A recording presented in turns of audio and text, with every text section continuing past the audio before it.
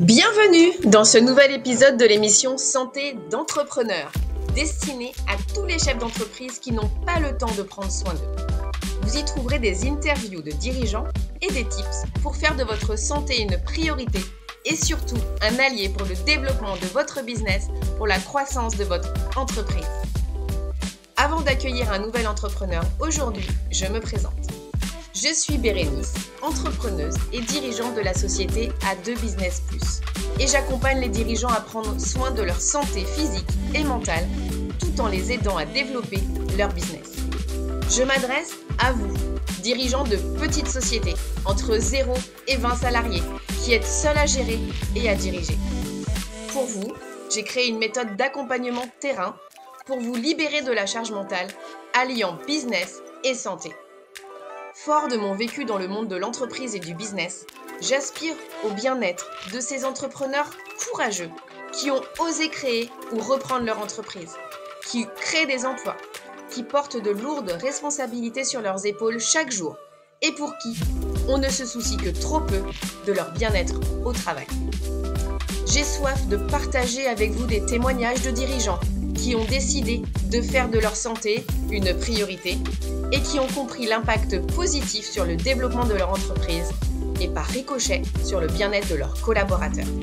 Je partagerai également des tips et des exercices pour améliorer votre santé au quotidien pour que vous soyez autonome pour prendre soin de vous. Parce que votre santé est le premier actif immatériel de votre entreprise. Faites en sorte que votre business soit au service de votre vitalité et de votre bien-être, et pas l'inverse.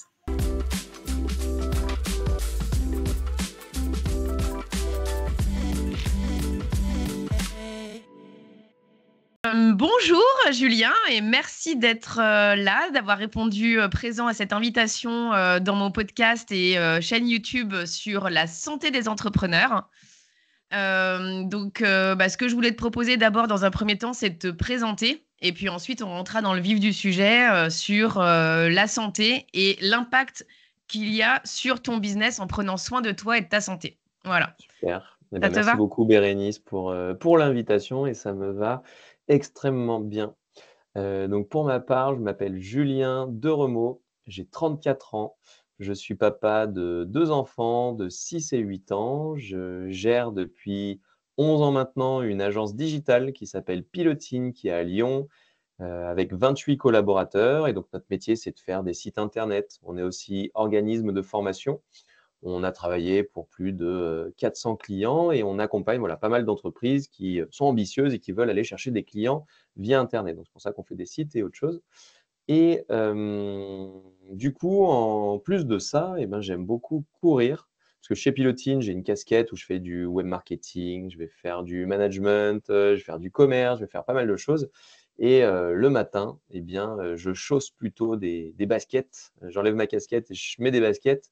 Et je vais donc du coup beaucoup courir. Je fais énormément de running. J'avais commencé plutôt par la route, 10 km, semi et puis marathon. Et là, je me suis mis au trail et à l'ultra trail depuis quelques années avec pas mal de courses sympas et puis plein d'objectifs là-dessus. Et du coup, j'essaye de mêler intelligemment ce parcours de père de famille, d'entrepreneur et de runner, on va dire. Essayer de faire en sorte d'être bon sur les 3 thématiques. Voilà. Ok, bah super, voilà, ça tombe bien. Donc c'est bien pour ça que j'ai choisi et je t'ai proposé d'être là dans mon podcast et sur cette vidéo YouTube parce que aujourd'hui on a beaucoup de chefs d'entreprise qui prennent pas soin d'eux. Mmh. Et moi, je suis toujours très inquiète pour ces dirigeants parce que si ils sont pas en bonne santé, qu'est-ce qui se passe pour leur entreprise? Mmh. Donc du coup, à travers cette émission, j'ai envie de les sensibiliser, mais pas en prêchant la bonne parole, mais plutôt voilà, en faisant témoigner des dirigeants comme toi pour que tu puisses leur expliquer comment toi, tu as intégré la santé, le bien-être dans ton quotidien, et donc en l'occurrence à travers le sport pour ce qui te concerne, mais peut-être sûrement l'alimentation, Mmh. peut-être sûrement l'hydratation aussi, peut-être le sommeil. Un autre sujet aussi qui pour moi est en lien avec la santé, c'est le mindset. Voilà, donc tous ces sujets, j'aimerais que tu puisses expliquer à ces dirigeants qui sont des dirigeants comme toi, hein, d'une petite structure entre 0 et 50 collaborateurs, euh, pour qu'ils puissent se dire, moi aussi, je peux le faire. De ce que j'ai entendu à travers ton interview, qu'est-ce que je vais pouvoir prendre pour pouvoir le mettre en Mhm. place dans ma vie.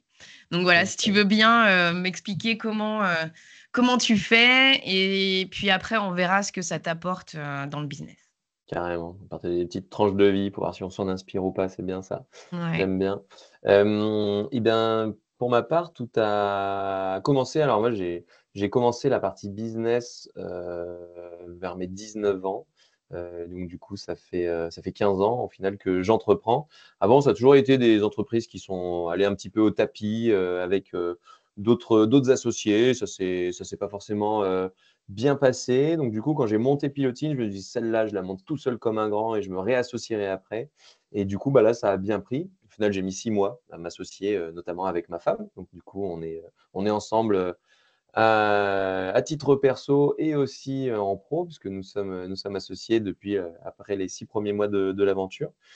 Et, euh, et en fait, bah, moi, j'ai toujours eu le goût vraiment de vouloir faire les choses correctement, un petit peu à l'américaine. Donc, j'étais très inspiré par tous les modèles Facebook, Google, Deezer. D'ailleurs, quand on a monté la société, c'était à Paris en 2013. Et ben, on squattait un peu. Enfin, moi, personnellement, je squattais toutes les soirées qui étaient organisées par Deezer, par Facebook, par Google.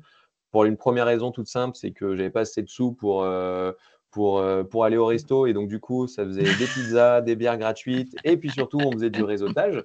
Donc, du coup, ça permettait de lier les deux. J'arrivais à m'alimenter sans dépenser trop d'argent. Et en plus de ça, j'arrivais à rencontrer du monde. Donc, c'était sympa.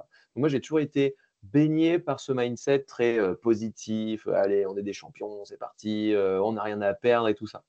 Donc déjà, moi, le mindset entrepreneurial, je l'ai toujours alimenté avec ces rencontres, ces échanges. Donc moi, j'ai toujours eu cette envie de vouloir rencontrer pas mal de gens, de pouvoir échanger des bonnes pratiques et de pouvoir être là-dedans. Alors, c'est pas ça qui faisait que je pensais bien à ma santé, pas du tout. Ça, c'est parce que du coup, manger des bières, enfin boire des bières et manger des pizzas à longueur de journée, ça va pas aider sur le côté santé. Et d'ailleurs, c'est à cette époque-là que Pilotine a commencé à bien se développer, mais que j'ai eu mes plus gros problèmes de santé, puisque à un moment, je commençais à avoir du mal à m'alimenter. Il y avait pas mal de choses qui commençaient à aller un petit peu moins bien. Alors que d'un point de vue business, ça marchait, c'était cool. Je commençais à avoir des problèmes un petit peu d'urticaire, des petits problèmes de peau, des choses comme ça. C'était pas top. Plus les années ont passé, plus j'ai continué à vouloir charbonner sur le côté business parce que ça me faisait kiffer et ça réussissait plutôt bien. Donc j'ai continué, on a fait confiance à des super collaborateurs, mais on bossait pas mal. Et pour justement tirer vers le haut la structure, bah, j'ai bossé de plus en plus. Mon corps a réussi à enchaîner de plus en plus des nuits blanches et des nuits blanches successives. Alors, il arrivait à les faire. C'est pas pour autant qu'il était content, parce que ma femme m'a fait les meilleurs retours à ce moment-là, en mode que je ressemblais à un fantôme, c'est-à-dire que je commençais à être livide, que j'avais des problèmes de peau partout, que je commençais à être agressif, que je commençais à être. Donc, du coup, c'était bon pour le business, mais pas bon pour moi. Et au final, c'était pas très bon pour le business parce qu'on avait des turnovers beaucoup plus importants à l'époque. La boîte se développait, mais c'était sur un modèle où c'était un petit peu poussif. Les relations étaient excellentes, tout se passait bien, mais c'était poussif. On voyait qu'au bout d'un moment, voilà, c'était plus facile de péter un câble et de passer à autre chose. Euh, les années passant, du coup, j'ai rejoint des groupes d'entrepreneurs. Et c'est là que j'ai commencé à rencontrer des personnes, on va dire, avec un niveau au-dessus d'un point de vue mindset, d'un point de vue conscience de la santé du dirigeant, en plus de la santé de l'entreprise. Là, c'est la première fois que je découvrais la santé du dirigeant. Et je trouvais ça, ah, putain, c'est pas mal. Notamment un groupe d'entrepreneurs à qui je peux lancer plein de fleurs parce que ça m'a permis de vraiment prendre conscience de ça et d'améliorer ma posture de dirigeant, qui est le CJD, le Centre des jeunes dirigeants. Et le Dont tu CJD, fais c'est top, partie encore aujourd'hui? dont je fais partie encore 7 ans après, et qui est vraiment Ok, top. Bon, ok, 5 ans, 6 ans ou 7 ans, je ne sais plus. ouais. J'ai rejoint le réseau Entreprendre, le CJD, le MEDEF, la CPME, j'ai fait l'APM. Je suis très friand de rencontrer du monde et d'échanger des bonnes pratiques. Mais c'est vrai qu'au CJD, j'ai trouvé le petit truc en plus qui parlait de ce qu'on appelle la performance globale d'une entreprise. Et dans la performance globale d'une entreprise, il y a le bien-être des salariés, il y a le bien-être des clients et il y a le bien-être du dirigeant. Et du coup, ça, je me dis, waouh, ça, c'est assez rigolo. Bon, c'est pas ça qui m'a fait que du jour au lendemain, je suis devenu un saint et que ma santé était meilleure, parce que j'ai encore plus bossé aussi à ce moment-là. Mais c'était cool, je commençais à avoir déjà des premiers renvois d'informations qui me disaient que c'était quand même un truc assez important. Mais bon, j'étais jeune, ça Ouais. tenait. Et tant que ça tenait, c'était pas mal. Et en fait, avec le CJD, donc le Centre des jeunes dirigeants de Lyon, on a participé un moment à ce qu'on appelle Campus. Et Campus, et on est tous allés en Normandie. Et en fait, on était là 2000 ou 3000 JD, donc jeunes dirigeants, à se regrouper pour préparer les formations qu'on allait faire l'année prochaine en interne, tout ça auprès du CJD. Et du coup, ils ont organisé ce week-end-là, enfin c'était pendant 3 jours, et pendant ces 3 jours-là, ils ont organisé une course à pied. Et donc du coup, on était, je sais pas, allez, une centaine ou 200 à participer à cette course-là. Du coup, c'était un lendemain de soirée, donc à l'époque, je buvais encore beaucoup, je mangeais très gras, tout ça. Donc, lendemain de soirée, je participe à ce truc-là. Et puis, alors que je suis en vrai complètement éclaté, la veille, c'était énorme cuite. J'ai même failli provoquer une bagarre. Enfin, j'ai provoqué une bagarre, pour être très honnête. Donc, c'était pas top. On voyait que j'étais pas dans un bon mood, quoi. J'ai provoqué une petite bagarrounette et tout. Et c'était un peu dommage, quoi. C'était moyen sain. Mm. Mais je suis arrivé 5e de la course, sans entraînement, avec des chaussures toutes pourries, complètement En éclatées et tout vrac. ça, en vrac. Et là, j'ai vu le regard des autres et les retours des autres en me disant, waouh, mais en fait, putain, c'est bien, il y a du potentiel, il y a quelque chose à faire. Et en plus, j'étais entre pairs. Donc, voilà, que des gens qui ne courent pas puissent te dire que tu cours, bon, pourquoi pas. Que des gens qui n'entreprennent pas puissent te dire que c'est pas bien ou c'est bien d'entreprendre. Voilà, ça va pas te donner. Mais là, que des gens qui me ressemblent, on va dire comme 2 gouttes d'eau et qui me fassent ce retour-là, bah, ça a eu encore plus d'impact. Je me dis: «Putain, bah, il y a peut-être vraiment quelque chose à faire». Et donc du coup, bah, ils m'ont mis dans un groupe WhatsApp où, de runners, donc voilà, ça s'appelait le Sport Lab. Et donc du coup, bah, voilà, on allait courir et puis, on se retrouvait à la Tête d'Or à 6h15 tous les matins. Donc déjà tout de suite, il commence un petit peu tôt. Et en fait, bah, c'est tout con, mais j'ai gardé ce truc du créneau horaire du matin. Alors que si j'avais rencontré des gens qui m'ont tous dit: «Non, non, mais c'est le soir qu'il faut courir», bah, j'aurais couru le soir. Bon, quoi qu'il en soit, je me suis imprégné de ça. J'ai fait partie du groupe WhatsApp. Après, j'ai découvert une application incroyable, qui était, Coach Décathlon, où il y avait un plan d'entraînement. Après, j'ai découvert Strava. Après, j'ai découvert les inscriptions à des marathons et puis après le truc est parti, quoi. Donc Ok. en vrai, je pense que le process a dû mettre un trimestre ou un semestre à se mettre en Mm. place. Je sais qu'il y a un été qui est passé où j'ai fait mon premier semi-marathon en entraînement. Et puis j'étais tout content. Et puis j'ai dit, mais j'étais un peu fatigué à la fin. Mais il dit, mais t'avais pris à boire? Bon, non. T'avais pris des lunettes de soleil? Non. Une casquette? Non. Ben, j'avais fait n'importe quoi. Mais du coup, et c'est là que j'ai vu que je pouvais aussi aller chercher de l'optimisation dans le running. Et après, j'ai fait ma première inscription à un marathon qui était le marathon du Beaujolais. Et en suivant juste un petit plan d'entraînement sur une application mobile de Décathlon, j'ai fait 2h59. Pour ceux qui courent, ils doivent se rendre compte que c'est peut-être Ouais, pas ouais. trop mal pour un premier marathon. C'est Voilà, bien, c'est ouais. bien. Donc moi, j'étais super content, mais voilà, je me rendais Mm. pas compte à quel point c'était vraiment cool. Donc j'étais Ouais. très content. Et après, bah voilà, après c'est parti. Et là, j'étais dans de l'optimisation de ce que j'ai fait. Donc en fait, un petit peu à l'image de l'optimisation que j'ai pu apporter dans le côté entrepreneurial où au début, bah, on met une grosse charge de travail, on apprend et puis après on se dit: «Waouh, mais en fait, il faut peut-être mieux se calmer, il faut peut-être mieux penser aussi à soi», comme ça en fait on pense encore plus aux autres et on fait les choses plus intelligemment. J'ai fait la même chose dans le running. En parallèle, bah, j'étais nouveau papa, donc quand on cumulait, nouveau papa, entrepreneur avec une bonne semaine déjà et en plus on se rajoute une petite passion dans le running, et ben, ça permet d'essayer d'optimiser un peu tous ces trucs-là, parce qu'on peut plus tout faire comme un bourrin du tout. Et bah, en tant que papa, on peut faire quelques premières erreurs. En tant qu'entrepreneur, on fait des premières erreurs et tout ça. Et le but du jeu, c'est d'essayer d'optimiser, de corriger tout ça. Au Ouais, d'être final, plus efficace. et d'être plus efficace, de mieux déléguer, Mm. de pas passer de temps sur les trucs qui n'en valent pas la peine et de plus perdre de temps. Ça m'est arrivé encore quelques fois, mais les nuits blanches à être sur YouTube, à juste écouter des gens qui donnent des bonnes pratiques, des machins, tout ça, bah, au bout d'un moment, on n'a plus le temps de le faire. Donc, on essaye d'être plus efficace, à s'enrichir de choses et à les appliquer tout de suite. Ok. Hem Et donc, du coup, cet apport sur le running, ça a été le gros déclencheur sur le côté santé. Parce que entrepreneur et nouveau papa, ça peut que nous flinguer encore plus, pour être très honnête. Par contre, le running a été un vrai déclencheur parce que du jour au lendemain, j'ai commencé à être fatigué. Alors qu'avant, j'étais éclaté, mais mentalement, mais physiquement, en fait, ça allait parce que le corps, il foutait rien de la journée, donc ça allait. Par contre, la fatigue physique m'a forcé à dormir, m'a forcé à ne plus être capable de bosser après 22 heures et du coup, m'a forcé à mettre en place un rythme beaucoup plus sain, qui s'est révélé être intéressant d'un autre côté. Puisque au travail où j'avais tendance moi, j'ai toujours eu beaucoup d'énergie.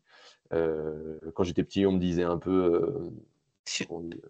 Enfin, ouais, Ouais, au potentiel, hyperactif, hyperactif, voilà, ouais, au hyperactif, ouais. potentiel, non, on n'a jamais dit de moi que j'étais un haut potentiel. On m'a toujours dit plutôt hyperactif. Ouais, Il y ok. en a qui me disaient que j'avais même, j'avais besoin je sais plus comment on dit, mais que j'avais le vert et tout ça parce que je bougeais en Ah permanence. Je dis: ouais, «Oh là là, celui-là, il est de complètement». purger, ok. Non, il me disait: «Lui, il faudrait le vermifuger et tout». Il me Ah disait oui, que je voilà. sois vermifuge donc super sympa, tu vois?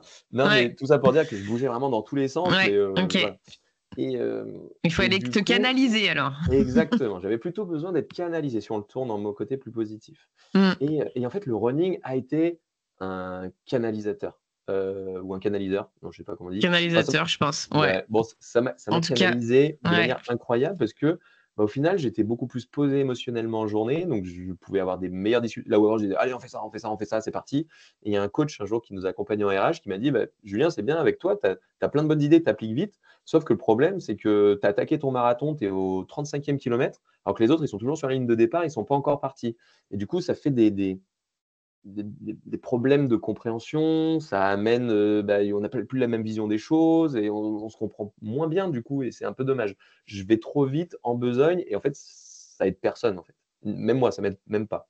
Hmm. Donc du coup, voilà et au final, en rajoutant le running, ça m'a épuisé physiquement et du coup, ça m'a stabilisé émotionnellement et là, du jour au lendemain, bah, bizarrement, la boîte s'est encore mieux portée. On a été plus rentable, on a mieux recruté, on a mieux accompagné, on a fait ci, on a fait ça, enfin, on a fait plein de trucs vachement chouettes. Peut-être qu'aussi j'avais 6 ans, 7 ans d'expérience en entrepreneuriat et ça peut tout jouer. Oui, il Plus, y a le fait peut-être d'être d'autres pa facteurs. voilà, le fait d'être papa te pose Hmm. aussi, enfin, il y a plein de trucs qui jouent là-dedans. Mais la fatigue physique, moi, m'a énormément aidé à me stabiliser émotionnellement et m'a énormément aidé à arrêter de faire des nuits blanches. Honnêtement, aujourd'hui, je fais une nuit blanche, je suis éclaté le lendemain, alors Hmm. qu'avant, je résistais, je résistais, je résistais et si je regardais sur ma montre, à la fin, j'avais peut-être fait, une moyenne de 4 heures de sommeil et c'est pas bon et voilà. Et cette fatigue, j'imagine qu'elle t'empêche de ruminer peut-être sur des sujets liés à la boîte, par exemple? Alors, je pense honnêtement, alors je ne sais pas si c'est lié aux livres que j'ai lus, si c'est lié à mon éducation, si c'est lié à toutes ces vidéos que je consulte de mindset, de ouais, on est tous des champions, il n'y a pas d'obstacle dans la vie, il y a que des opportunités, tout ça. Mais moi, j'étais extrêmement baigné là-dedans. Plus je pense que j'ai cette faculté-là, à pas trop voir les gros obstacles et à plutôt me dire: «Bon allez, il y a un chantier, on se le farcit et une fois que le truc est fait, on passe à autre chose». Par Ok. exemple, je suis peu, je sais pas comment on dit ça là, tu sais quand on veut à quelqu'un, je sais pas comment on dit. Rancunier? Voilà, je suis pas du tout rancunier, et du coup ça c'est assez facilitant. Parce que même une personne avec qui à un moment il y a un truc qui s'est un peu mal passé, je lui en voudrais jamais et du coup j'arrive après, reprendre une Hmm. discussion et machin. Même une fois, pour être honnête, il y a quand même quelques clients avec qui ça s'est mal passé, hein, sur 11 ans. Mais un client avec qui ça s'était pas très bien passé, à la fin il m'a recontacté en disant: «Bon Julien, toi qui de toute façon est super sympa et machin», alors du coup moi je lui disais: «Bah enfin c'est quoi en soi, on a fait un peu ça s'est pas très bien passé, il était pas content du résultat». Donc moi je me disais: «Il va plus jamais me parler». Il est quand même revenu en disant: «Bon, toi qui es quand même sympa, qui a des contacts, qui a machin», il est revenu me voir et du coup tout ça pour dire que, hem, oui, ça m'a aidé à pass ça m'aide sûrement encore plus à passer vite à autre chose parce qu'en gros, on n'a pas d'énergie à mettre à se battre contre un moulin ou à se battre, contre des trucs comme ça. Et du coup, mais je pense que voilà, le côté là, mindset, de voir plutôt les choses positives et de voir qu'il y a certes des obstacles et on en a mais tous les jours et des fois des costauds, des fois des pas costauds, mais c'est toujours de toute façon on rebondit, on rebondit, on rebondit, je passe à la suite, je passe à la suite. Ah ça m'a plutôt bien aidé. Mais là, le running m'a je sais pas si ça m'a aidé peut-être Ouais. là-dessus à faire encore C'est, plus de tu vois recul, pas mais de c'est lien. intéressant. Ok. Mais Ouais. t'es pas du genre à ruminer, en fait. C'est ça que Non, tu mais veux je dire. recommande à Ouais. personne de ruminer. Si on pouvait éviter de ruminer, Hmm. enfin ouais, ouais, ouais, si on pouvait éviter d'en vouloir à des gens, si on pouvait éviter de surinterpréter ce que font les autres et tout ça. Moi, j'ai toujours plutôt eu tendance, ça peut m'être reproché par certaines personnes des fois, mais à toujours trouver une excuse à tout le monde. en disant, ah ouais, mais il a fait comme ça parce que ça. En fait, moi, ça me permet juste de passer très vite à autre chose. Parce que si je me dis, waouh, il m'a dit Hmm. tel mot parce qu'il m'en veut, parce que je sais pas quoi, du coup, il faut que je fasse. Waouh, après, on s'en sort plus. Donc, Hmm. moi, chaque fois, je suis plutôt en mode carpe diem. Bon, il était pas content. Allez, hop, on passe à autre chose. Il Hmm. m'a dit ça. Bon, après, il était mal. Enfin, je sais pas. Il y avait sûrement une bonne excuse. Hmm. Et justement, pour les gens qui aiment bien gratter, bah, c'est un peu dur parce qu'avec moi, on peut pas forcément gratter parce que je dis très vite, non, non, mais c'est sûrement parce qu'il y avait telle raison et telle raison. Et on passe à Hmm. autre chose. Ouais. Mais je pense que ça m'aide à pas me faire, à ne plus me ronger les ongles. Je me les rongeais Hmm. un peu plus quand c'était un peu plus la course, mais je me ronge plus les ongles. Voilà, je cogite peut-être moins. Ouais, tu as raison, de toute façon, c'est un lien. Hmm. Ok. Et comment ça se matérialise dans l'entreprise, ce côté sportif? Est-ce que ça s'est diffusé?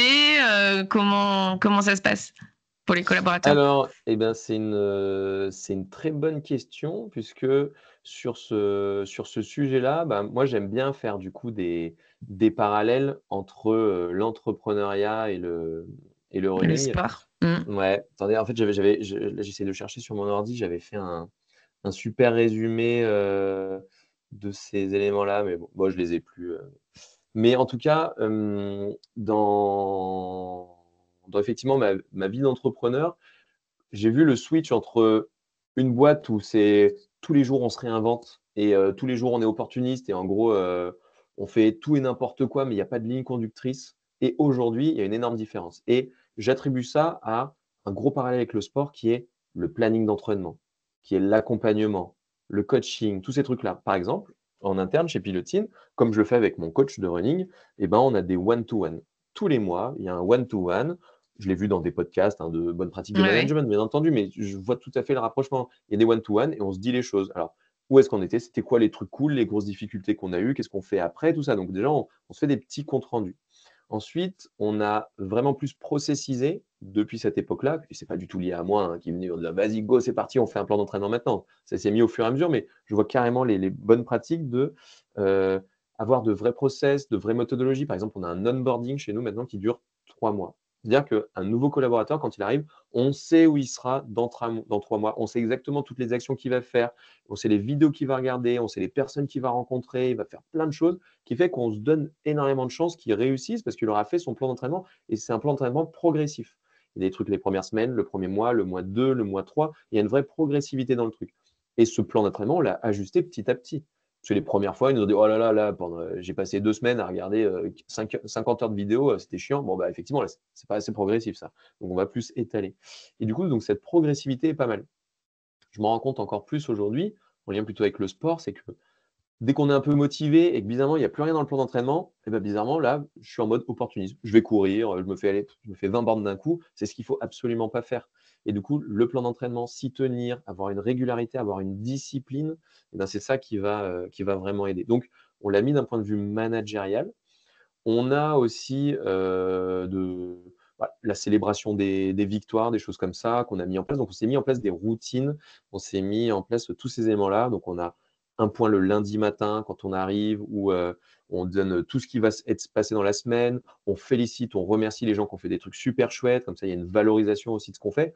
Comme en running, en fait, sur Strava est très fort pour valoriser ce qu'on a fait. On va retrouver tous nos records. On va dire, ah bah félicitations, là, c'est la première fois que tu as fait ton temps en 10 km, je sais pas quoi. Eh bien, ce système de récompense, de félicitations, de valorisation de ce qui a été fait, voire même de reporting, on le fait beaucoup plus. Là, on a fait notre raclette de fin d'année il n'y a pas très longtemps. Et ben, ça a été le moment où chaque manager a mis l'ensemble des victoires du pôle, les trucs qui ont été atteints, les chiffres du pôle et tout ça. Et c'est exactement ce que fait Strava en fin d'année pour le running. Et du coup, ça permet d'avoir une continuité de motivation et de valorisation qui est assez intéressante. Donc en fait, ça nous a forcé à être de plus en plus carré, comme je le fais dans le running, et ça nous a poussé à être de plus en plus accompagnés aussi. C'est-à-dire que maintenant, dès qu'il y a une difficulté, je sais que moi, dès que je suis blessé en running, bah, j'en parle à mon coach, je vais voir le kiné. Bon, honnêtement, moi, je vais voir le kiné toutes les semaines. Tellement ça arrive beaucoup, parce que vu que je fais entre à peu près 10 heures d'entraînement et entre 80 et 120 km par semaine, bah, voilà, les micro-problèmes arrivent très facilement. Mais si Ouais. on les résout tout de suite, bah, ils vont se résoudre très facilement aussi. Ouais. Et du coup, bah, il arrive ponctuellement, heureusement, mais ponctuellement qu'on ait des problèmes dans la boîte. des personnes qui vont moins bien, des personnes qui ont eu un comportement qui n'était pas le bon, des clients avec qui ça se passe moins bien, etc. Et du coup, ben, un peu comme le coach qui va tout de suite faire intervenir le kiné, on va faire du renforcement, ben, nous, on a un vrai programme d'accompagnement, de coaching, de formation, où dès qu'on voit qu'il y a un signal faible qui devient trop fort, une personne qui commence à avoir un problème, on va faire une vraie réunion pour dire là, on a détecté ça, on voit que ça ne va pas, qu'est-ce qu'on peut mettre en place, et on va essayer de prévenir les blessures avec tout ce plan d'entraînement et cette charge progressive. Et on va essayer en même temps de résoudre les blessures quand elles arrivent, plutôt que de les laisser pourrir et gangréner. Et à la fin, l'essuie-glace qu'on a au genou fait qu'on peut même plus courir. Alors que si on avait fait le renforcement musculaire qui allait bien, bim, on passe à autre chose. Et donc, du coup, ouais, on met tout ça en place et ça fonctionne bien. Et on voit que plus tôt on s'occupe du problème, plus tôt il est résolu et meilleure sera la suite. Donc, voilà, donc ça fait pas mal de parallèles un petit peu avec le running, quoi. Eh ben, franchement, merci pour cette pépite que tu viens de nous livrer parce que pour moi, effectivement, c'est un point hyper important, la discipline.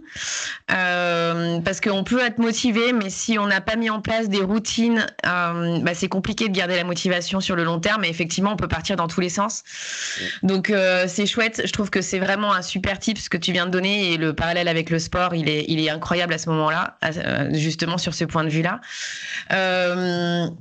J'avais envie aussi de te poser comme question, du coup, toi, en tant que dirigeant, tout à l'heure, tu as parlé de déléguer, etc. Comment tu te positionnes dans ta posture de dirigeant? Sur quoi, aujourd'hui, tu œuvres dans ta boîte?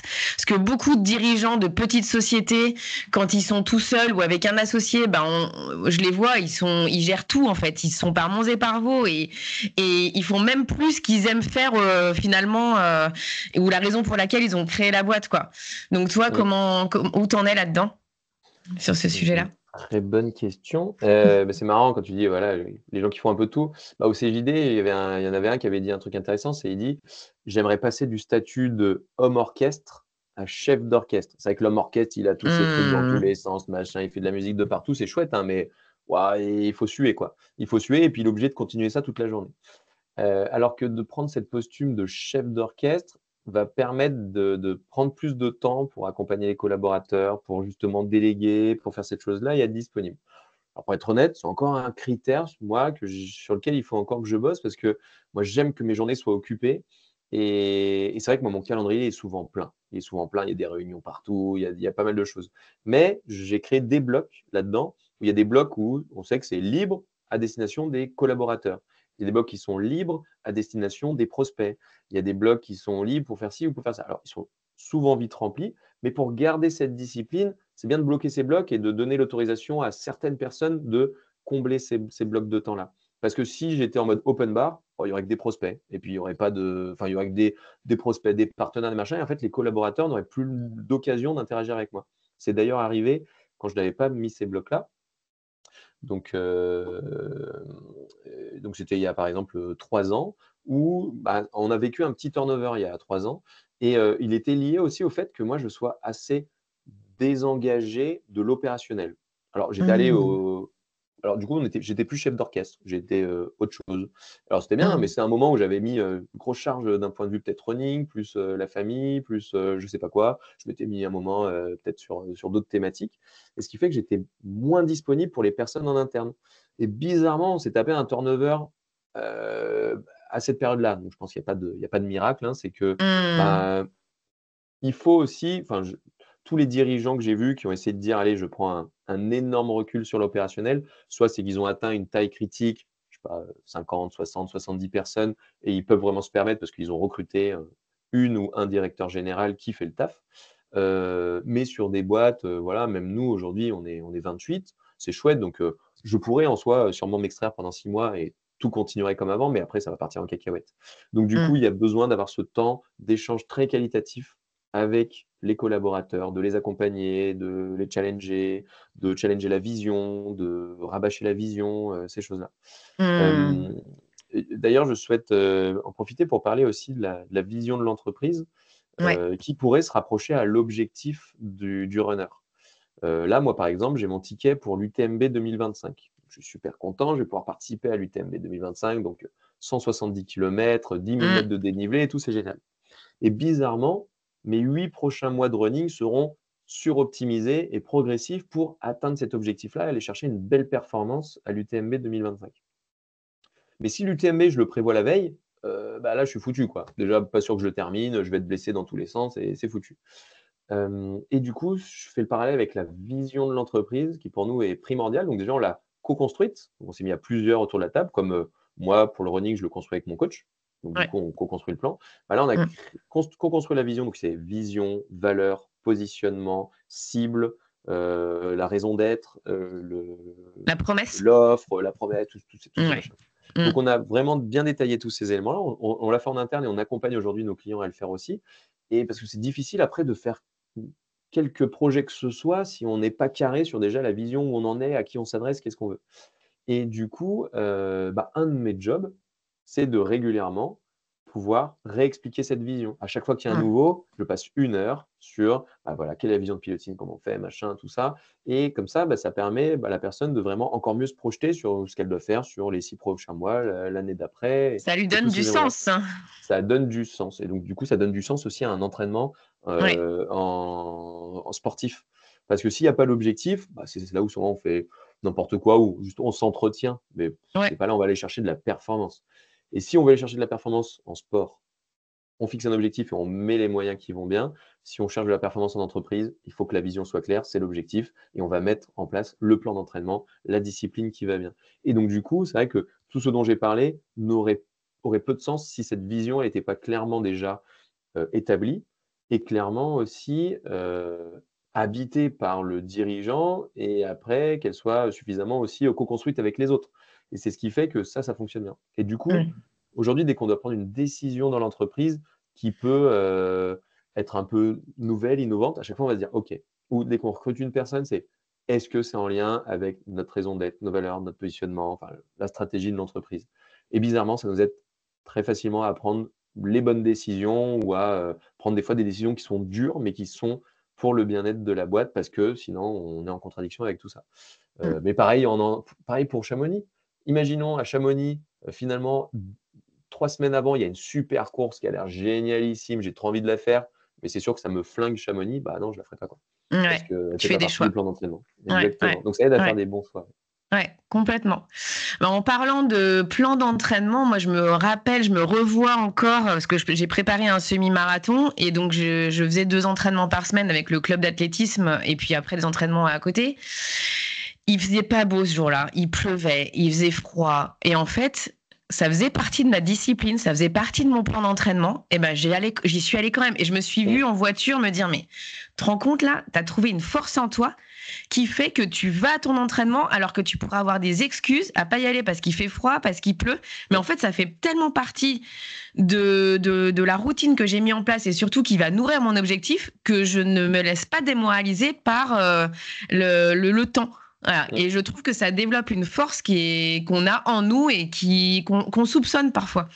Ouais, bah, c'est très, très vrai. Et d'ailleurs, des personnes que je connais bien qui courent aussi pas mal, mais qui ne respectent pas leur plan d'entraînement parce qu'ils se trouvent toujours la petite excuse qui va bien, ont jamais réussi à atteindre l'objectif. C'est compliqué de l'atteindre et moi, j'ai toujours fait vraiment enfin, je sais pas, je l'ai fait vraiment en mode robot ce truc-là, en disant: «Bah, effectivement, c'est marqué aujourd'hui, tu fais 13 bornes, bah, bam, je vais faire 13 bornes. C'est marqué, tu le fais, il pleut, il neige, il y a du vent, bon, bah, c'est pas grave, on y va quand même».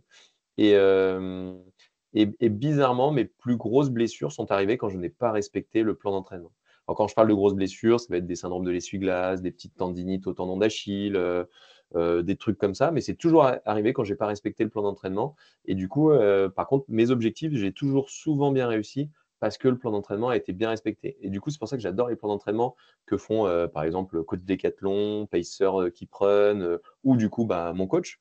Parce que bah, ça force à faire les choses et quand on l'applique, c'est bien. Par exemple, le marathon de Paris 2024, je m'étais fixé un objectif de 2h28. Et du coup, je me suis entraîné sur les bases de 2h28. Et j'ai fait toutes les sorties. J'en ai pas loupé une seule. Alors peut-être qu'il y en a certaines, j'ai dû raccourcir d'1 kilomètre ou 2. Mais sinon, je les ai toutes faites, quelles que soient les conditions et tout ça. Devine combien de temps j'ai fait? Bah, moins peut-être, je sais pas. Bah non, là, j'ai fait 2h28. J'ai fait exactement 2h28. Exactement top, Mais top. il m'est arrivé un petit problème pendant la course parce qu'à un moment, j'ai eu une crampe au mollet gauche. Merde. Et Ah, ben, bon, j'ai juste réajusté ma course, enfin ma foulée. t'as Et foulé, ben, ouais. voilà, j'ai fait 2h28 et 48 secondes. Donc, on va dire, allez, j'ai perdu 48 secondes. 2h28. Ouais, Mais du coup, voilà, donc, ça fonctionne vraiment, mais si on ouais, respecte le plan d'entraînement. Et c'est un petit ouais. peu pareil sur le côté entrepreneurial. Parce que dès que j'ai remarqué, par exemple, si on a le point management qui est prévu tous les mois, bah, quand on le fait, bizarrement, tout se passe bien. Alors Mm. qu'il est arrivé quelques années en arrière, quand je faisais mes fameuses nuits blanches, machin, j'étais un peu plus en mode, allez, c'est pas grave, vas-y, celui-là, on le loupe et tout. Mais bizarrement, on loupe toujours le même et toujours avec le même collaborateur. Et avec quel Mm. collaborateur ça va mal se passer? Bah, bizarrement, celui avec qui on a loupé tous les points managériaux. Donc, du coup, Mm. bah, ouais, non, il faut appliquer la Ouais. discipline. C'est tellement bon derrière, mais j'ai l'impression que des fois, il faut soit qu'on ait la petite blessure, soit qu'on ait le problème qui fait que ça nous rappelle que c'est important d'avoir une discipline. Parce que si, quand tout se passe bien, bizarrement, on ne sait plus pourquoi ça marche ou pas, mais du coup, Mm. ça peut rappeler ça. Ouais, j'avais une question parce que souvent les dirigeants ils me disent ouais mais moi je peux pas parce que j'ai plein de déjeuners avec des clients parce que moi j'adore manger, j'adore boire. Enfin bon, comment Mmh. tu associes ça avec la vie sociale? Comment t'es perçu? Est-ce que tu fais attention au jugement des autres par rapport à ça? Voilà, sur ce sujet-là, qu'est-ce que tu peux en dire? Eh bien, c'est un très bon point. Alors, ma vie sociale, pour être honnête, moi, elle se passe plus en journée qu'en soirée. Ouais. Et du coup, bah, j'ai un petit peu organisé ça. Après, ça, c'est mon mode de fonctionnement. Donc là, je dis pas du tout qu'il est bien, mon mode de fonctionnement. Les autres sont sûrement très bien, mais il y en a, ils sont plus du soir ou de la nuit, d'autres sont plus du matin. J'ai découvert avec le temps que j'étais plus du matin. Puisque, bah, par exemple, moi, je me lève à 6 heures. Je vais faire mon run de 6h30 à 7h30. Après, je rentre, bah, il y a les enfants, on se prépare, on va à l'école. Après, il y a le boulot. En général, la pause de midi, là, ça peut être au restaurant avec des clients, avec des prospects, avec des collaborateurs. Ou ça peut être, bon, je mange vite fait et puis je continue à taffer. Puisque arrivé 18h, bah, du coup, il y a les enfants à aller chercher, il y a tous ces éléments-là. Alors après, on se partage bien les rôles avec ma femme, mais du coup, bah, il vaut mieux rentrer après 18h, hein, il ne se passe plus grand-chose de toute façon après. Après, il y a les devoirs, il y a tout ça. Après, on regarde un petit film. Moi, je fais du renforcement musculaire et après, on se couche. Donc, du coup, il faut optimiser tout ça. Donc, moi, souvent, tout ce qui est relationnel et de plus en plus relationnel en lien avec des amis ou des connaissances plus que j'ai pu développer dans le milieu entrepreneurial, et ben, ça va se faire plutôt en journée, à l'occasion d'événements qui sont organisés, à l'occasion de pas mal de choses. Les amis, ben, on va plutôt les voir le week-end. Par contre, effectivement, si on est un gros fêtard et que tous les soirs, on veut aller voir les copains, on veut aller regarder des matchs de foot, on veut faire ci, on veut faire ça, c'est un autre mode de fonctionnement, c'est un autre mindset. Ce n'est pas le mien, donc je ne l'applique pas. Mais c'est vrai que ça peut complexifier un petit peu la tâche, pour être très honnête. Mais après, ça reste qu'une organisation. C'est vrai que si on cumule une boîte, qu'on veut que cette boîte elle se développe, qu'on veut en plus avoir 150 millions d'amis, qu'on veut avoir 150 gamins, qu'on veut faire ci, bah, au bout d'un moment, il faut faire des choix. Mm. J'avais bien aimé, alors il est assez contredit, enfin, pas contredit, mais il est assez Controversé? mal vu, controversé, Oussama Hamar, qui était le ponte des bons conseils en startup. Et un jour, il avait dit un truc vachement intéressant. Il a dit faut toujours choisir 3 trucs dans sa vie. Entre le social, le pro, la santé, la famille, le machin, je sais pas quoi il disait. En gros, on peut avoir 5-6 trucs dans la vie. Bah, il dit, bah, en fait, si tu en choisis 3, tu pourras faire les 3 bien. Si tu essaies de faire les 6, tu feras n'importe quoi sur les 6. Enfin, tu seras Mm. moyen sur les 6. Et moi, j'ai choisi bah, la famille, l'entrepreneuriat, le sport. Donc, du coup, effectivement, le volet social, c'est un sujet. Je suis totalement en paix avec ça, que j'ai mis un peu plus en sourdine. Donc, ouais, le soir et le week-end, il n'y a plus de grosses murges. Bah, d'ailleurs, avec le running, et dans un souci de performance et dans un souci de bien-être personnel, parce que honnêtement, moi, quand j'étais bourré, il ne se passait jamais que des trucs bien. Ça provoquait souvent des bagarres, enfin, c'était jamais très positif. J'avais l'alcool joyeux, mais trop tard dans la nuit, avec trop d'alcool, ça partait toujours en cacahuète. Donc du coup, bah, le running m'a fait complètement arrêter l'alcool. Je dois boire 1 ou 2 coupes de champagne dans l'année pour les trucs exceptionnels, mais sinon en soi, j'en ai plus besoin, j'en exprime plus le besoin et puis bizarrement, les soirées quand j'en fais quand même, en semaine et les repas et tout ça, bah, se passe beaucoup mieux parce que je suis plus, alerte et je peux plus faire les trucs. Et puis en vrai, ça me fatiguait de manière incroyable quoi, l'alcool ça fatigue. Donc ça, je mange beaucoup moins gras, je mange beaucoup moins sucré, J'ai rajouté un peu de sel parce que ça aide pour les crampes quand on approche des courses. Mhm. Mais, et ça, là, j'ai une grande aide. C'est ma femme qui a été major de l'Institut Paul Bocuse à Lyon.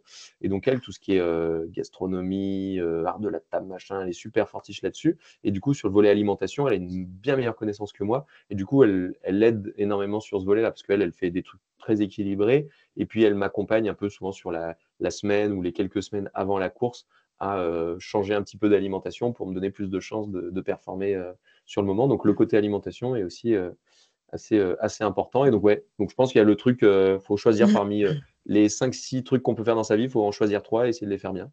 Et du Ouais. coup, après, voilà, faut être conscient de ses choix et les assumer après.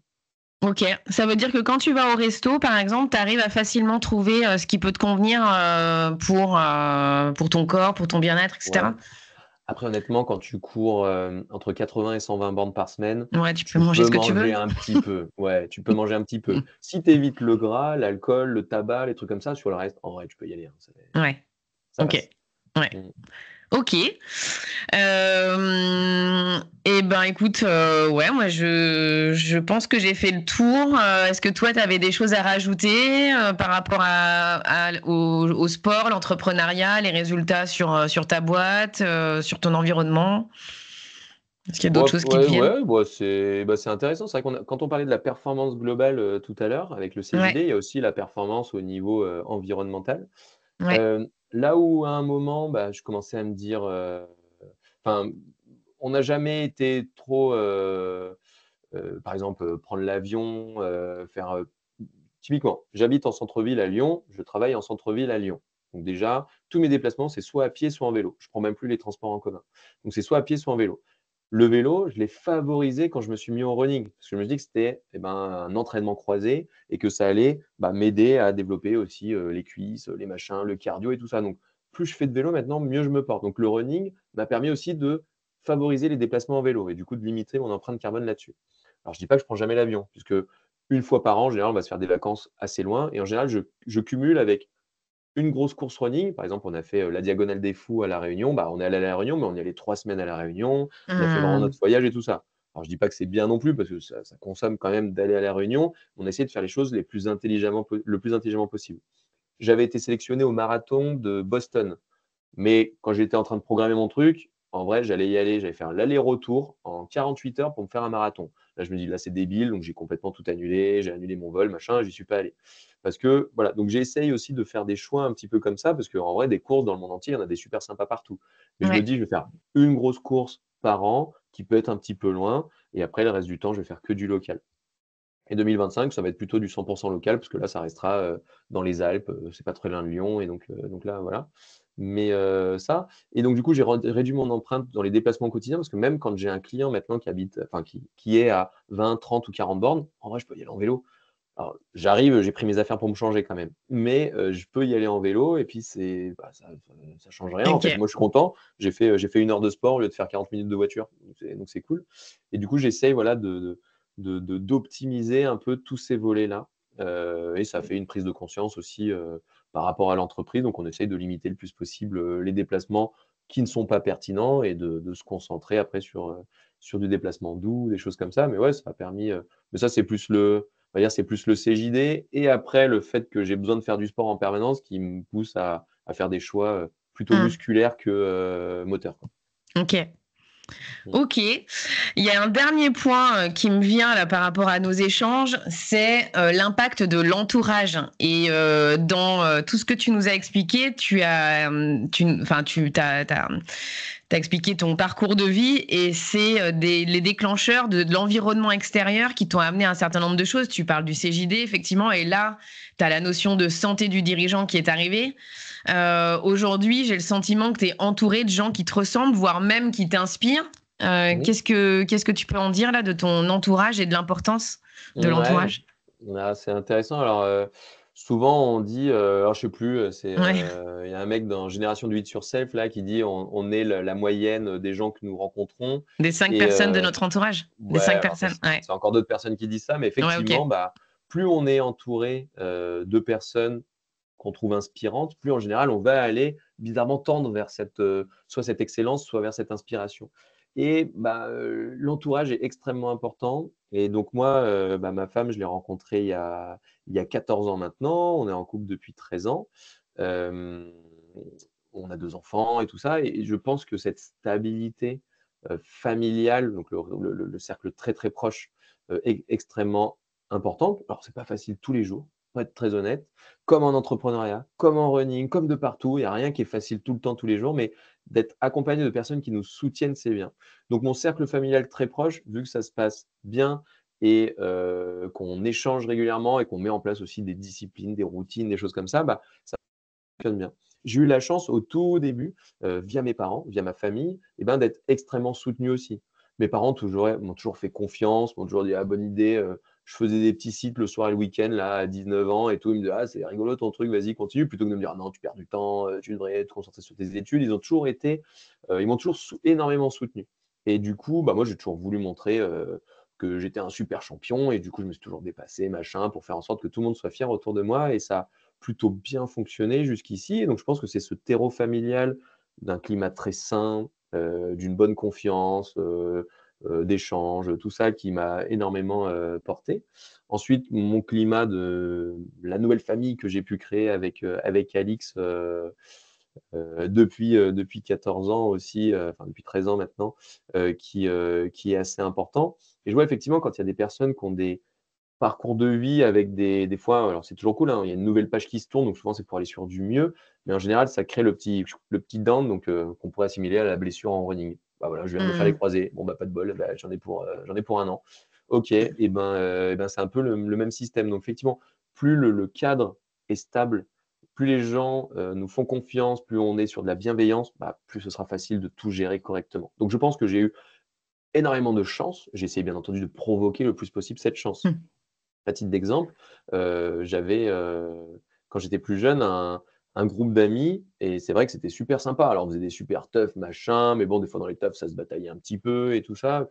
Mais les années faisant et moi étant devenu après entrepreneur, ayant créé ma famille et tout ça, on s'est carrément perdu de vue. Aujourd'hui, je vois plus ce groupe d'amis-là, mais parce que c'était pas forcément ça que je cherchais. Et eux, ils cherchaient pas ce que moi je suis en train de faire et tout ça. Et en fait, tout le monde est plus content de son côté. Et du coup, on recrée après un tissu amical ou de relations en fonction de ce qui nous intéresse le plus. Donc moi, là, de plus en plus, je connais des entrepreneurs, je connais des runners et c'est un milieu qui me stimule énormément. Et du coup, voilà, donc au final, je pense on se crée le réseau qui nous ressemble de plus en plus, le fameux, truc d'avoir le petit groupe social quoi et en Mmh. même temps, c'est bien d'aller chercher toujours les personnes qui nous inspirent et ça nous permet vraiment de progresser, côté familial, côté, entrepreneurial ou côté running. En tout cas, moi, c'est ce que je cherche et du coup, Mmh. ça fonctionne bien et puis des fois, faut faire des petits tris pour éviter de commencer à être avec des relations qui deviennent de moins en moins intéressantes. On fait le petit tri qui va bien et puis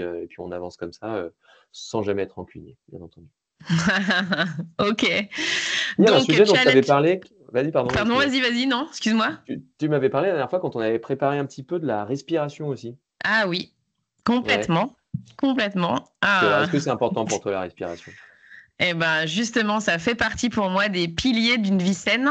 Mmh. Alors ouais, je veux bien que tu m'expliques, toi, comment tu le perçois la respiration? Ouais, alors comme je t'en avais parlé, je vais pas être d'une grande aide parce que, j'ai pas eu de coaching en respiration, j'ai pas de trucs comme ça. J'ai l'impression que je respire plutôt bien sans faire exprès. C'est-à-dire que quand j'ai fait mes tests à l'effort, les tests de VMA, de VO2 max, j'ai de bonnes notes. Par Mmh. exemple, la VO2 max, j'ai du 66, la VMA, j'ai truc bien. Quand je cours, j'ai pas de points de côté. Alors je dis: «J'ai pas fait exprès». Je pense que mon père a été extrêmement insistant là-dessus. Il m'a toujours dit, voilà, même quand je vais faire enfin voilà, ça fait 5 ans que je cours, je fais de très bonnes perfs et en soi tout se passe très bien et tout, mais mon père me dit toujours en mode: «Attention là, quand tu seras un peu fatigué, au 100e kilomètre, hésite pas à repenser à ta respiration, à faire, avec le nez, et puis des fois c'est tout con, mais des fois pendant ma course, je me dis: «Ah là, je suis un peu moins bien». Je repense à ce que m'a dit mon père et je me fais mes 2 inspirations avec le nez, ma grande expiration avec la bouche et ça fonctionne bien. Donc je pense qu'en soi, mon père m'a un petit peu coaché sans que enfin si, je m'en suis rendu compte, mais voilà, ça a sûrement dû aider là-dedans. Parce qu'il me disait à chaque fois que je mangeais, que je respirais pas, je faisais toujours, limite en apnée, pas en apnée. Donc mon père m'a peut-être coaché là-dessus et ce qui fait qu'aujourd'hui j'ai aucun point de côté. Enfin, j'ai jamais eu de point de côté là sur. Ah, ça bloque, hein. Mince. Alors, Julien, je t'ai perdu, là. L'image est figée. Du coup, je sais pas si tu vas revenir. En tout cas, ouais, le sujet de la respiration, pour ceux qui me regardent ou qui m'écoutent, c'est un sujet qui pour moi est important. Et d'ailleurs, quand moi je me suis fait des entraînements d'athlétisme, te revoilà. Alors je sais pas si ça va être mieux. Là, je vois un petit peu pixelisé.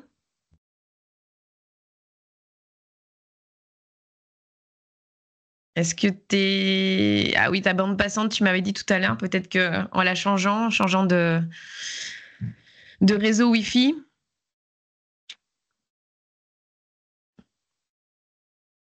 Ouais. De toute façon, là, on arrive bientôt à la fin, mais je voulais effectivement qu'on finisse d'échanger sur le thème de la respiration.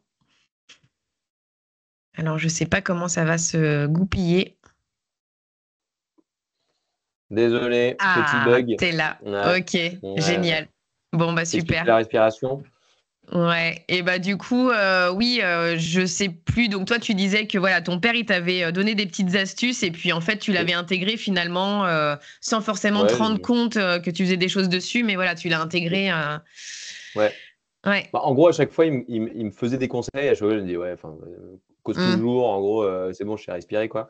Mais du coup, quand je suis dans des moments un peu plus durs de la course, bah, j'essaye d'y penser. Peut-être que ça aide, peut-être que ça aide pas. Mais je pense que le running a permis de développer des capacités respiratoires intéressantes. Plus les conseils de mon super papa. Et ça fait peut-être un bon mix qui fait qu'aujourd'hui, je respire peut-être mieux qu'avant. Mais avant aussi, j'avais souvent le nez bouché. Donc, j'ai fait un travail. Enfin, Ah oui. on a tenté un peu des désensibilisations, des choses comme ça pour éviter les allergies. Mais d'après ce que toi, tu avais l'air de dire, c'est vrai que la respiration c'est un truc extrêmement important. Et je n'ai pas essayé de le travailler plus que ça. Mais du coup, c'est sûrement un des trucs à encore développer, quoi. Bah, alors, figure-toi que moi, quand j'avais fait de l'athlétisme, quand j'étais en cours d'athlétisme, mon coach nous avait appris quelque chose. C'est une forme de respiration pour récupérer beaucoup plus vite pendant qu'on était en train de courir. À inspirer par le nez, mais à souffler aussi par le nez. Et en faisant en sorte que la langue, elle soit détachée du palais. Parce que quand elle est au palais, on est bloqué au niveau de la mâchoire et tout. Et ça, il nous disait, mais faites-le pendant que vous courez. Et en fait, ça, apparemment, ça enlève, tu sais, l'acide qu'on peut avoir dans les muscles, qui peut congestionner. Et je l'ai vu, et je l'ai vraiment pratiqué, et ça m'a beaucoup aidé à être beaucoup plus détendu pendant la course et à avoir moins de courbatures. Voilà. Et puis après, la respiration, moi, je l'utilise aussi beaucoup en préparation mentale pour faire redescendre la pression, pour gérer mieux mes émotions, notamment le stress, pour calmer le mental. Alors toi, effectivement, si tu rumines pas, t'as pas forcément eu besoin d'aller sur des solutions avec la respiration. Mais voilà, on parle de cohérence cardiaque, etc. Et c'est tout basé sur la respiration, en fait. Et donc, ça peut avoir un impact positif sur les performances, sur sa vie au quotidien. Ok. Bah, tu vois, c'est intéressant parce que moi, je pense que les deux axes, je n'ai pas encore trop développé. Donc, parce que moi, tout ce qui est alimentation, récupération, plan d'entraînement, matériel, je pense que je suis pas mal. Par contre, tout ce qui est respiration, jamais fait. Donc, il y a sûrement un truc à aller chercher là-dessus. Donc, il faudrait que je me renseigne. Et tout ce qui est préparation mentale. Je sais que je l'ai un petit peu testé pour le marathon de Paris, où vraiment je m'étais revu, je m'imaginais vraiment le parcours, je La m'imaginais mes bras. visualisation. Ouais, aussi, oui. La visualisation, je m'imaginais en train de lever les bras à la fin parce que j'étais super content. J'avais imaginé la foulée parfaite et du coup, j'avais essayé de sentir tous les muscles de mon corps et me dire, OK, c'est dans telle disposition que là, j'ai une bonne foulée. Et du coup, j'ai essayé de sentir les bonnes contractions des bons muscles. Notamment, c'était le fessier. C'était à quel point je contractais le fessier ou pas à chaque fois que je faisais une foulée. Et ça, je pense que ça m'a bien aidé parce que pour le coup, je l'ai vraiment pas mal réussi ce marathon. Et du coup, je pense que c'est des choses à rajouter encore dans la discipline. C'est vrai que ça commence à faire pas mal de boulot après. Ça en fait des paramètres. Mais Et bon, c'est là où on va après... chercher les zones d'excellence après. Exactement. Mais tu vois, la visualisation, moi, c'est quelque chose que j'ai découvert dans la sophrologie, parce que je m'étais fait accompagner par une sophrologue, notamment pour préparer une intervention que je faisais devant 400 personnes et je stressais complètement. Et en fait, elle m'a fait ça. Elle m'a fait ce système de visualisation. Elle me projetait à la fin. Et après, on a fait une rétroactivité, enfin, tu vois, de l'événement pour voir dans quel état je me sentais, etc. Et ça a permis à mon esprit d'avoir déjà vécu la scène et donc d'avoir moins peur de passer sur scène, quoi. Parce que l'esprit, quand il connaît pas, et forcément il a peur. Mais quand il connaît, finalement il est rassuré et du coup il fait pas la différence entre le réel et le virtuel, entre guillemets, tu vois, de ce qui est réel et ce qui est imaginé. Et donc à force de répéter des scènes qui vont se passer, on habitue notre corps aussi à les vivre. Et donc quand arrive le moment, du coup le corps, l'esprit, il est beaucoup plus détendu. Donc, je trouve qu'en préparation pour des événements sportifs ou même des événements d'entrepreneurs, une réunion, une intervention devant des pairs, etc., ça peut être utile. Surtout si on a une petite appréhension, qu'il y a un peu de du stress, et là, c'est super Ou utile. d'aller chercher de la performance. Exactement. Ok. Écoute, on a balayé plein de sujets en tout cas. Merci parce que tu as délivré des pépites à travers ton expérience et je trouve que c'est très, très inspirant. Donc, merci beaucoup d'avoir eu la gentillesse de partager ça avec nous, de t'être livré à titre personnel sur ta vie et voilà, je te remercie encore. Je sais pas, enfin, tu vois, tu m'as donné beaucoup de choses là. Tu nous as donné beaucoup de choses, donc avec grand plaisir. Un grand merci pour ton invitation, Bérénice. Et puis si mon histoire a pu motiver certaines personnes à faire quoi que ce soit, voilà, ça sera là ma grande satisfaction. Et pour ceux que ça intéresse, j'ai monté un groupe d'entrepreneurs qui courent à Lyon. Ça s'appelle les Entrepreneurs. Et du coup, on se retrouve tous les 15 jours. Et du coup, ça permet de faire vraiment cette continuité entre le running, l'entrepreneuriat, le réseautage, rencontrer des gens super sympas, inspirants. Et du coup, tous les 15 jours, vous pouvez m'ajouter en soit sur LinkedIn et puis je pourrais vous ajouter au groupe pour ceux que ça intéresse. Et encore merci pour l'invitation. Et puis, excellente continuation à tous. Et puis, mettez en place tout ce qu'il faut. Allez chercher de la performance ou en tout cas, faites-vous plaisir. Merci beaucoup, Julien. À bientôt. À bientôt. Ciao. Eh bien, j'espère que cette interview vous a plu. Alors, si vous aussi, vous avez envie de témoigner sur votre expérience de vie et expliquer à tous ces dirigeants quel lien vous faites entre votre santé et le développement de votre chiffre d'affaires, ou si vous aussi, vous avez envie d'être accompagné pour développer votre chiffre d'affaires, votre business, en prenant soin de votre santé physique et mentale, vous pouvez me contacter soit via les réseaux sociaux et essentiellement sur LinkedIn à Bérénice Volgringer. Ma société, c'est A2 Business Plus. Vous la retrouverez aussi sur l'Internet. Je vous souhaite une très belle fin de journée et je vous dis au prochain épisode. À bientôt.